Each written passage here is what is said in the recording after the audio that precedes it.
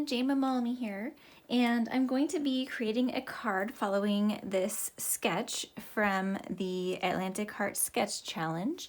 I've already cut my paper, so I'm using the Craft On paper collection. I've cut out various patterns and put them in the order already that I like to follow that sketch. I'm going to be doing a little stamping. I've already cut my dies. I was trying to decide between the black or the blue, so I've got a couple of these circles cut out using the stitched circle and the regular basic circles, so you can see that this has some stitching around it, which is a nice touch. And then I use the alphabet dies to spell hi. Just keep it simple. Let's just go ahead and speed this up and get started. I'm going to start out with some stamping. Now I have the Sweet Girl scrapbooking stamp set here, and I thought that this kind of viney florally image would make a good image for that pink cardstock to make my own patterned paper. So rather than stamping onto the paper, I'm going to bring the paper to the stamp.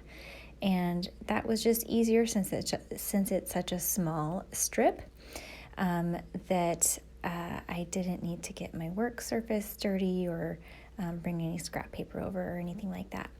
Then I'm just going to spritz it with my cleaner and clean the stamp right off, and it was super easy with those close to my heart cleaner tools. Now I'm going to space out all of these strips. I cut them at 5/8 of an inch, I believe, and if I had gone back, I would do them just a little bit wider. I already had a bunch cut at that width though, so that's why I went with that, and so I didn't waste them. But they could have been a little bit thicker, but it's okay. I just wanted to make sure they were spaced evenly and there was more white space in between each one than I expected, but it ended up looking just fine.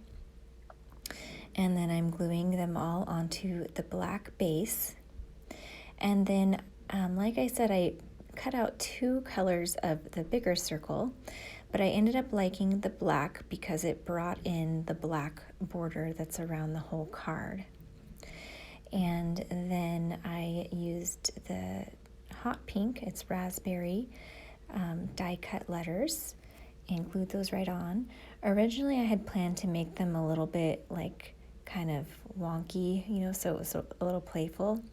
And then you'll see in a minute I ended up making them more straight and lifting them up and replacing them. I'm using some foam squares to give this piece some dimension. And then I'm bringing in the Craft On complements. The complements come with stickers and chipboard pieces, and so I'm adding some of the stickers right now. These are like a cardstock sticker. They're a very thick sticker. And so here's where I decide I want to make that yellow circle heart like a period after hi. So then I move the I to line it up with the H and make that like a period. And then I am going to play with some other little detail stickers for embellishment. This is my favorite part of a card or scrapbook page. I love doing the embellishing, and I spend probably more time than most people do on embellishing. So I cut some of this out just to save you a little time, but I am a perfectionist when it comes to placing these elements. I really liked that white daisy, but it was getting a little lost on that background since it had a lot of white space and color. I would have made that a different color behind there had I known what I was going to be doing, but it ended up working out fine. I just added the circle with the black background behind the daisy and then that yellow circle behind the daisy to kind of make it pop a little bit more. And then I really liked these black hearts, but I wanted a heart that was a little bit smaller than that one. And so then I pulled out these rubber craft shapes that are also part of the Craft On collection. You guys, this Craft On collection is amazing. I am just obsessed with it. But those little hearts are rubber shapes, and the Craft On rubber shapes also come with little scissors and other little shapes that are super, super cute.